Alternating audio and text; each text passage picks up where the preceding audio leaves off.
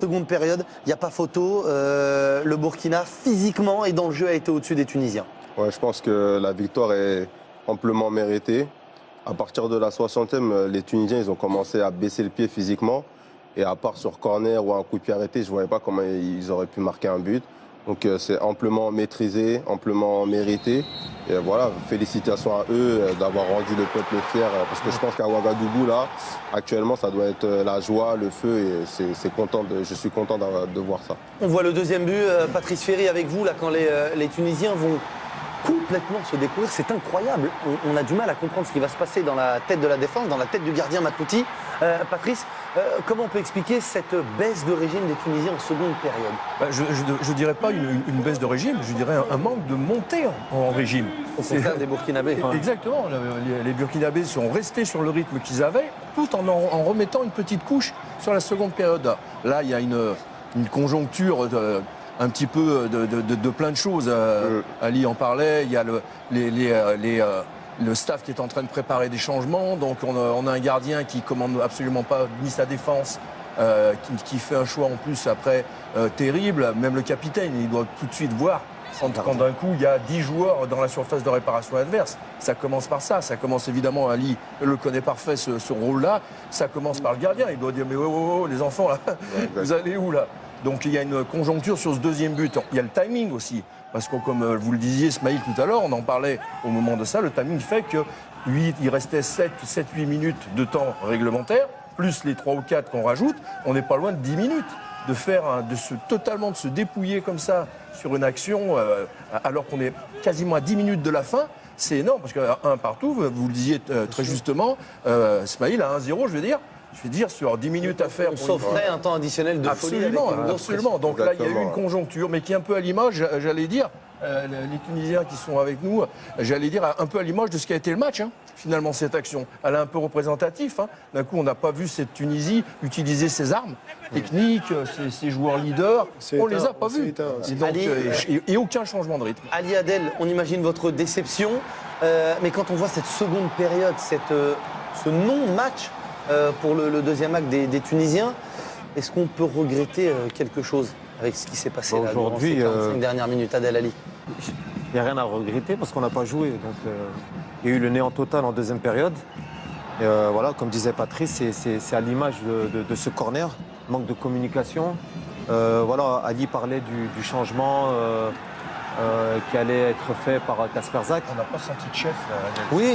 Là, vous l'avez ressenti. Non, parce que tu disais, tu parlais de capitaine, donc le gardien a un double rôle là-dessus parce qu'il est capitaine, c'est un leader, 34 ans, c'est un ancien, c'est un ancien de l'équipe, c'est lui qui doit motiver les équipes, puis il a un rôle Adel, juste, je vous coupe parce qu'on ne va pas faire attendre plus que ça Julien Chaput qui est avec Paulo Duarte, entraîneur du Burkina Faso, en demi-finale de cette Coupe d'Afrique.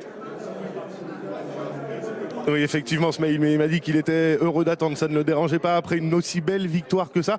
Paolo, vous avez souffert en fin de première période et puis finalement, vous êtes revenu très costaud en seconde. Autant physiquement, autant dans le jeu, vous avez dominé cette équipe tunisienne. Oui, on a souffert. On a prévu tout ce comportement, que ce soit de Burkina, que ce soit de la Tunisie. C'est un match extrêmement tactique, un match extrêmement compétitif au centre du terrain. Je pense, ma opinion, c'est vouloir rentrer dans le boulot de l'adversaire. Je pense que nous, on a commencé à gagner le match quand Ali, latéral gauche, n'est pas là. Parce que ça veut dire que la Tunisie nous a beaucoup respecté. Ça veut dire que la Tunisie a enlevé la force sur le couloir gauche. Et c'est dans ce moment que je dirais à mon joueur, il faut jouer le match parce que quand une équipe comme la Tunisie nous respecte comme ça veut dire qu'on a la qualité. On a souffert première mi-temps, mais je pense que dans le premier mi-temps, on a fait un super match. Et les joueurs sont même dans la fatigue physique et dans la fatigue mentale, parce que chaque fois qu'on continue, la fatigue est toujours présente. On a souffert, on a beaucoup travaillé ensemble, comme groupe, comme équipe. J'avais senti que si je fais rentrer Bansé dans les dernières minutes, 15-20 minutes, parce que je dois garder le remplacement pour s'il y a une prolongation, je retardais au maximum la rentrée de l'attaquant. J'ai senti que c'est Bansé qui va frapper. J'ai senti parce qu'il a une puissance de remat très forte et voilà. Et après, on a terminé le match très bien. Une dernière question, Paolo. On le disait, les qualifications avaient été compliquées. Aujourd'hui, vous êtes dans le dernier carré. Forcément, l'objectif maintenant, c'est d'aller essayer de la soulever, cette coupe. Oui, la qualification, c'est compliqué. Nous, on a tombé dans un groupe fort. C'est pas facile pour nous, c'est pas facile pour Cameroun. Et on a se qualifié, on a gagné le groupe avec tout le mérite. Mais c'est un groupe qu'on a pris vous, un groupe très équilibré, qui quelqu'un peut gagner quelqu'un. Donc aujourd'hui, je pense qu'on a comprouvé, pour moi, plus content pour la victoire, c'est la qualité du jeu que cette équipe démontre chaque match. On joue un football très joli, trop pied-papier, contre-attaque, attaque planifiée. C'est un football fantastique. Merci beaucoup Paolo, félicitations en tout cas pour cette partie, bonne chance pour la suite. La satisfaction globale de Paulo Duarte dans l'envie, dans le rythme et aussi dans la qualité de jeu de cette équipe des étalons du Burkina. Ali, on ne vous a pas encore entendu sur cette élimination de la Tunisie. Logique peut-être pour les Tunisiens. Vu la physionomie de la deuxième mi-temps, oui, logique. On a vu une équipe tunisienne qui a plongé physiquement. En plus, elle est tombée dans les travers avec des joueurs qui portent beaucoup le ballon alors que physiquement, ils devraient faire courir le ballon. Et là, on a vu Msekni garder le ballon, on a vu Razri garder le ballon. Slit, c'est pareil, ils sont tombés dans les travers. Physiquement, ils se sont encore plus épuisés. Et le Burkina a profité de ces situations. Et on parle encore de la situation du corner, là, j'arrive même pas à comprendre. Il n'y a aucune autre compréhension par rapport à ça, parce que c'est pas normal. C'est pas normal. Julien Chaput était il y a quelques instants avec Paulo Duarte. Vu comment il est costaud, Aristide Bancé, on va pas le faire attendre plus longtemps, Julien. On va vous laisser avec le premier buteur de la partie. Oui, effectivement, ne me mettez pas en difficulté. Merci Smaïl. Aristide Bancé, c'est effectivement l'homme qui a débloqué la situation pour le Burkina Faso. Pardon. Quelle superbe entrée de votre part, Aristide. Bon, je pense que ça fait plaisir de gagner ce soir. Ouais, on savait que c'était le quart de finale aujourd'hui et il fallait qu'une équipe rentre. Voilà. Et nous, on savait que ça n'allait pas d'être non. Voilà, j'étais vraiment motivé aujourd'hui. Et, bon, le coach, il a dit qu'il allait changer les 15 dernières minutes qui restaient. Et moi, j'étais préparé. Et en même temps, je rentre, en même temps, je tombe sur un super coup franc, qui est mon point fort. Et je ne me pose pas de questions, je mets la puissance et le ballon va au point de filet. Et je pense que, ouais, bon pour le groupe, c'est bon. Et maintenant, il va vraiment plus falloir du tout se poser de questions quand on est en demi-finale. L'objectif, forcément, Aristide, c'est d'aller la soulever, cette Coupe d'Afrique. Moi, je pense qu'il faut croire. Je pense qu'on peut gagner. Voilà. Je pense que c'était le match de ce soir qui était important. Et maintenant, ensuite, nous allons nous concentrer maintenant pour la demi-finale, pour tout faire pour gagner ce match. Parce que nous avons fait mieux en 2013, on allait jusqu'en finale, mais on n'a pas remporté. Donc cette année, on doit faire mieux que 2013. On vous le souhaite, Aristide, merci. Et encore bravo pour cette entrée en jeu, bravo. Ouais, Aristide Bancé, le plan global aussi de Paulo Duarte et cette envie maintenant de faire mieux qu'en 2013. On ne parle pas de demi-finale, on parle de la finale et on parle d'aller la gagner parce qu'ils ont faim. Quelle détermination dans les mots de l'attaquant du Burkina, Habib. Ces mots, ils sont à la hauteur de sa rentrée, plein de détermination. Et aujourd'hui, ils sentent qu'il y a quelque chose à faire, quelque chose de mieux qu'en 2013. Donc tout est possible, tout est permis. Match après match, ils vont y aller et ils vont la gagner.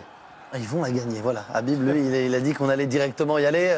Les joueurs costauds du Burkina Faso se succèdent au micro de Julien Chaput. Après Aristide Bancé, on va mettre un nouveau client, Julien. Là encore, on va pouvoir déménager si on a des meubles à porter avec Nakoulma.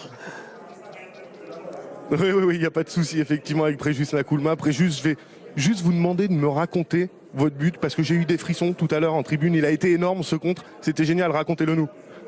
J'ai joué le coup, j'ai essayé le coup, j'ai vu que le défenseur, il était mal placé, le gardien aussi.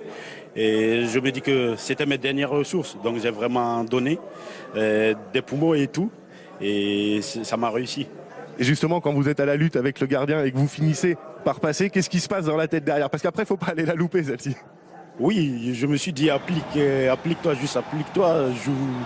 Sinon, si je la loupe, c'est sûr qu'au pays, ils vont me tuer. Ou si je la loupe et on perd, ça sera vraiment... Mais j'ai joué le coup même avec les crampes.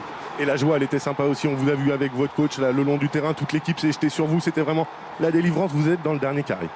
Oui, c'était vraiment notre objectif. Pas totalement notre objectif, mais on a encore un match. Pour nous, l'essentiel, c'est de gagner le prochain match. On va faire le tout possible pour récupérer parce que vraiment, aujourd'hui, on a tout donné. Et on a vraiment un court temps. Donc, on fera tout pour récupérer et pour mieux jouer le prochain match. Merci beaucoup, Préjus. Bon courage.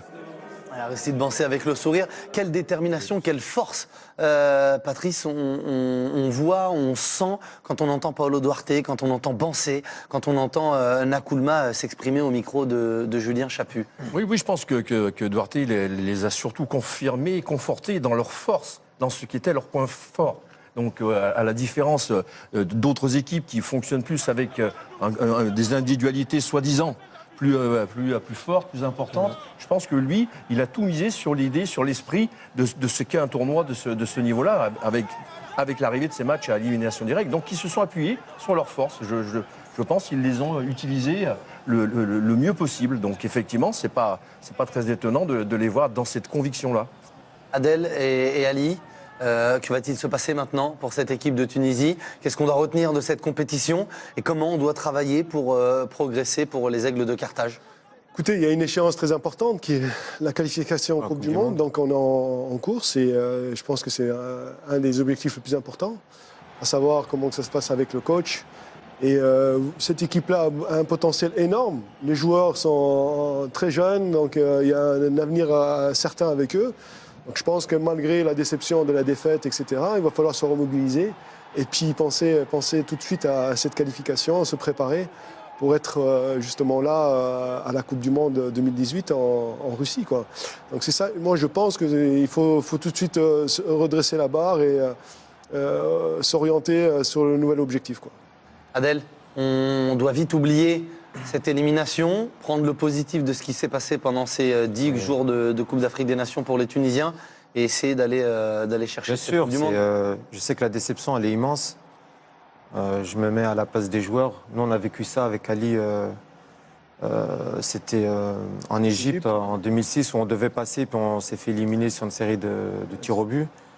On attendait beaucoup de cette équipe, surtout d'après tout ce qu'elle avait montré pendant les phases de poule. Voilà, aujourd'hui, la marche elle était un peu trop haute pour eux. On a perdu le match avant même d'avoir joué le match en enlevant, à mon avis, Maloul à gauche, qui était la force de cette équipe. Voilà, parce qu'on avait fait le constat sur ces matchs de poule que toutes les phases offensives de l'équipe tunisienne arrivaient de ce côté gauche. Et voilà, donc l'entraîneur du Burkina a très bien joué son rôle. Hein. Il a gagné son match tactiquement et il a été très intelligent dans ses choix, dans ce qu'il a fait. Il a vu que la faiblesse de la Tunisie était à gauche aujourd'hui. Voilà, il a joué là-dessus, sachant que le point fort du Burkina, c'était à droite. Donc aujourd'hui, ce que je dis aux joueurs et au staff, c'est de rien lâcher. Au président de la Fédé de ne pas faire n'importe quoi. C'est une génération, comme disait Ali, qui est très jeune et qui a un avenir devant elle. Donc ne pas faire n'importe quoi avec le coach aussi, parce que c'est une bonne personne et puis qui aime le football et qui aime surtout la Tunisie. Patrice, il faut vite se relever parce que les échéances vont arriver très rapidement avec les qualifications pour la CAN 2019 et puis dans la deuxième partie de l'année 2017, les qualifications pour la Coupe du Monde 2018 en Russie. Mais c'est pas évident de digérer une telle élimination. Non, mais après, vous savez, les générations, elles se fabriquent aussi, hein, elles se montent. C'est peut-être construit ainsi. Voilà, ça se construit parfois pendant une gifle. Toutes les sélections ont vécu ça. Maintenant, il faut se tourner sur quels sont les objectifs. Alors, d'une certaine façon, c'est très bien. Se poser les bonnes questions pour être sûr d'avoir les bonnes réponses. Donc, je pense que ça va être déterminant aussi bien en termes de groupe, d'effectifs, d'une façon générale, d'une vision aussi de ce que doivent, mais aussi d'avoir du discours avec ces joueurs-là, qui doivent certainement, et ils l'ont compris ce soir, que le pur talent, c'est très très bien. Ça suffit pas. Mais à un moment donné, ça suffit pas pour aller chercher des grosses échéances. Alors maintenant, voilà, ça va être, comme on vient de le dire, résumer ce qui s'est passé, les bonnes questions pour avoir les bonnes réponses, et après redéfinir quelque chose. Et d'une certaine façon, c'est très bien, parce que très vite, la Coupe du Monde, les qualifs Coupe du Monde arrivent. Donc là, au moins, ça va être obligé d'accélérer les choses. Habib, le dernier mot pour vous. La demi-finale, vous voyez votre équipe aller au bout, donc moi, je vois pleine de confiance. Vous allez revenir souvent avec nous, j'espère. Bah, ils seront là, vous êtes le bienvenu. Quand ils seront là, je serai là. Un mot, vous attendiez énormément de Bertrand Traoré. Il a fait son travail de sape, son travail d'usure dans son couloir droit face au latéral gauche qui était Aymen Abdenour ce soir. Ouais, je suis satisfait de sa performance. Et ce que je voulais dire, c'est que pour avoir été aussi un joueur de côté, la chose la plus difficile, c'est justement quand on mettait un latéral qui n'arrêtait pas de monter. Et là, on a mis quelqu'un qui était là que pour défendre. Et c'est ça qui a été la grosse erreur du sélectionneur tunisien ce soir. Mais il faut quand même pas tout mettre, je dirais, sur Abdenour. ouais. Parce que je Non, pense... bien sûr, mais je sais bien. C'est juste aussi pour dire qu'il y a eu un gros déséquilibre entre les joueurs qu'on attendait, ceux qui doivent mener, qui doivent donner la couleur à cette équipe. Je vais dire qu'ils doivent tenir le jeu et on les connaît, on les a eu en présentation. L'entraîneur de Burkina était très fort parce qu'il a cerné ses joueurs et il les a empêchés de jouer aujourd'hui. Il y a un point dans le match qui était assez significatif, c'est la sortie de Razri à la mi-temps et à sa sortie à la 60e à peu près. Il n'était pas content. Il y a beaucoup de choses à dire là-dessus. Beaucoup de choses à dire. Donc il s'est passé quelque chose et ça à approfondir. Mais c'est pas normal l'attitude qu'il a eue par rapport à ça.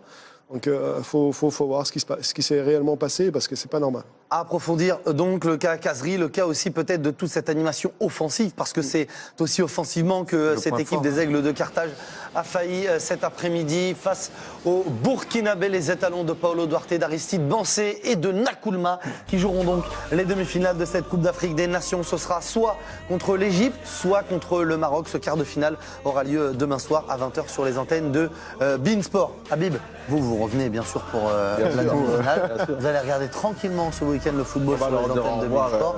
On va dire au revoir à Ali et à Adel. Merci messieurs d'avoir été avec nous pendant cette Coupe d'Afrique des Nations, avec votre sourire, avec votre joie aussi. L'histoire se répète, parce que 98 on se fait éliminer par le Burkina et là en quart de finale encore une fois avec le même coach. Ouais, c'est dur. Un petit coucou à mon fils Caïs. Voilà. Un gros bisou à mon fils et bonne chance pour demain pour son match. Voilà, c'est ça. Grosse pensée. Ce sera un petit peu mieux pour la Tunisie. Patrice, vous êtes titulaire indiscutable, donc vous revenez à partir de demain pour le match de 17h. Ce sera pas mal. RDC contre le Ghana. Nous, on va faire quelques petits changements. On va parler sénégalais, on va parler camerounais. On aura aussi Bruno Chéroux qui sera avec nous. On essaiera de le tester sur le Peu, le Bambara. On essaiera un petit peu le Wolof. On essaiera de savoir un petit peu s'il arrive à parler quelques dialectes. Vous voyez les Camerounais et les Sénégalais qui sont à l'échauffement. On retrouvera Florent Martin, Daniel Cousin et Baptiste Vendroux pour nous présenter cette affiche gros classique du football africain pour ce deuxième quart de finale. Restez bien avec nous. On fait une pause et on se retrouve dans quelques instants. Tout de suite, c'est la 4 sur beIN Sport.